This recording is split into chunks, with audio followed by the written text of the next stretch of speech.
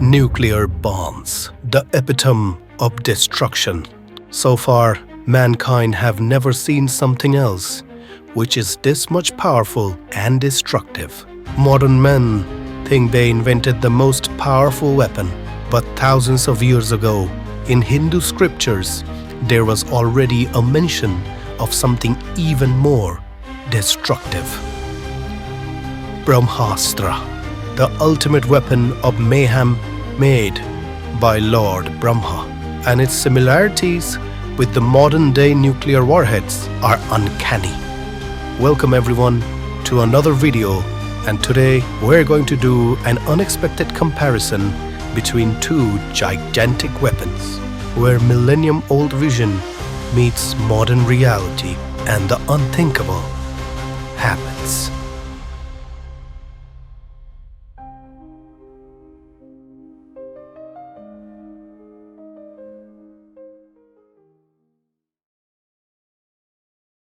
In a war or a fight, you always need a killer blow that could decimate the opponent. And if a weapon which not only just damages your opponent but wipes out the whole enemy army, then that weapon makes you indestructible.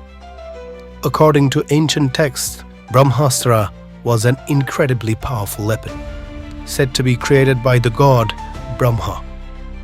It was described as a projectile weapon released by chanting certain mantras that could bring about unparalleled destruction and was nearly impossible to counter.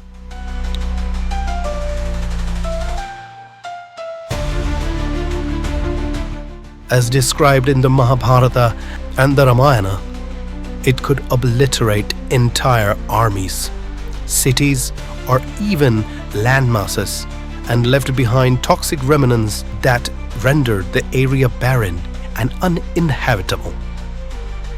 The Brahmastra is a type of astra that can cause collateral damage to an area, preventing anything from growing there for 50 Brahma years. Ironically, its effects sounds pretty much like a nuclear weapon, isn't it? In August 6, 1945, the first ever nuclear bomb was detonated in the city of Hiroshima in Japan. After that, the people of that country were never the same again. Hiroshima and Nagasaki still haunted by the deadly, unforgivable memories, and the after effects of the detonation can still be felt to this day. In the Ramayana, a Brahmastra is used by Sriram several times. Once against Jayanta in the sun when he hurt Sita, against Maricha in their last encounter, against the ocean when he did not answer his prayer to allow his army and himself to cross over to Lanka, and finally in the last battle with Ravan. In the Mahabharata era, Parshurama, Bhishma, Drona, Karna, Aswathama, and Arjuna possessed the knowledge to invoke this weapon.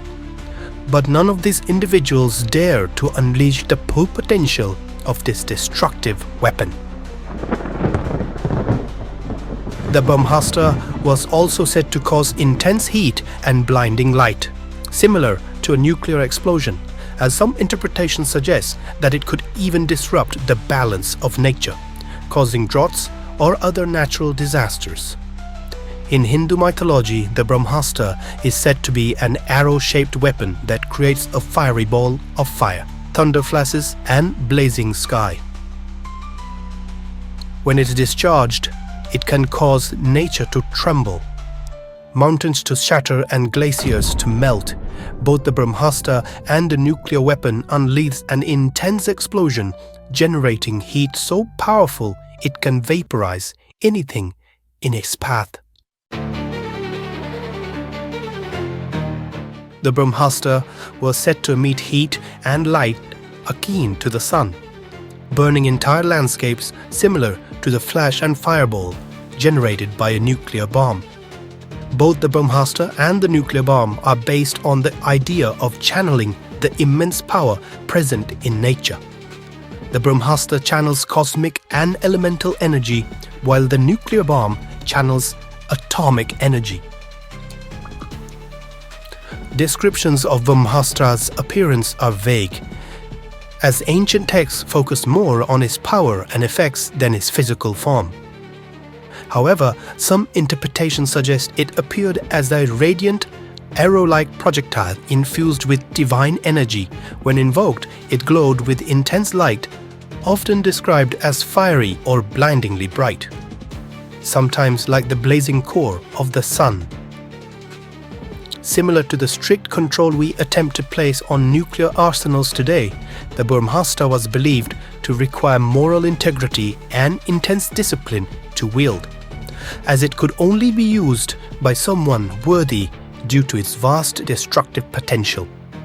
Even the most legendary warriors thought 100 times before releasing an ounce of this destructive power.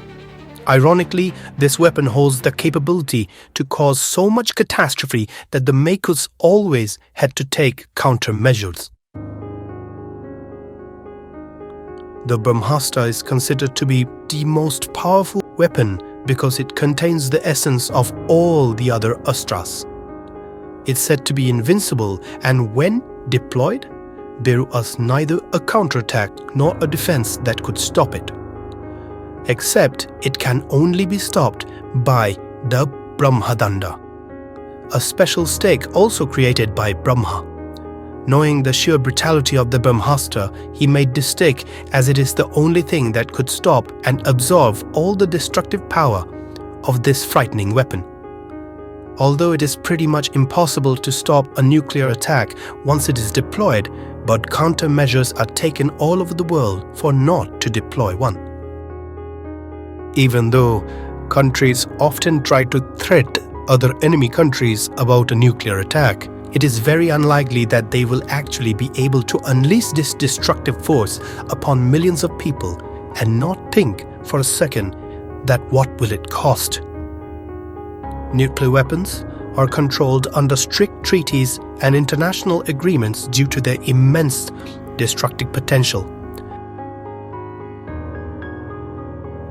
As we compare the legendary Brahmastra and modern nuclear weapon, one chilling truth emerges.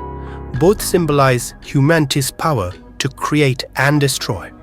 While the Brahmastra was bound by divine wisdom, today's nuclear weapons are bound only by human decisions.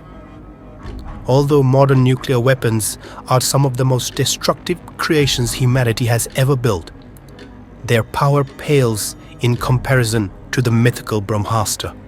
The Brahmastra is said to hold the ability to destroy entire galaxies, harnessing the primal forces of nature and the cosmos itself. Yet, as technology advances at an astonishing pace, one cannot help but wonder, will humanity ever create something that rivals the Brahmastra's legendary power? While it's a sobering part, it's also a reminder that with great power comes even greater responsibility. And when that day comes, the question remains, do we love our planet? Take pride on humanity? Will we use this power wisely? Or will history repeat itself in ways even mythology could not imagine?